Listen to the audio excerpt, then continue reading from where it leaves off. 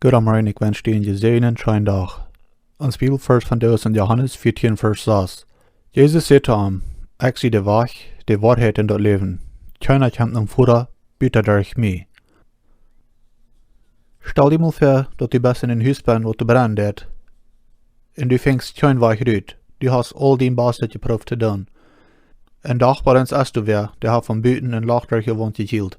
En zegt, kom te hieruit, dit is die einzige weg hieruit.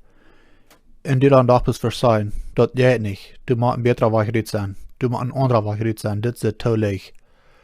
En des Monde zegt, du musst die spüren, komm mir hier ran. Wenn wir über nur denken dann, das ist ein bisschen das ans Leben hier wirklich wirken auf jeden geht. Wir glauben, dass wir uns der Lösung selbst verdienen können, mit den guten Dingen tun.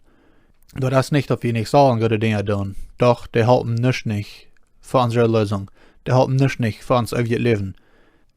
Jesus sagt, er ist der Weg, die Wahrheit und das Leben, und keiner kommt нам vor, bitte durch arm. So dass es so klar werden kann, dass ohne Jesus, wo wir nicht im Himmel kommen, ohne Jesus kriegen wir nicht Vergebung, auch nicht das ewige Leben. Möchte Gott die wieder segnen und einen schönen Tag geben.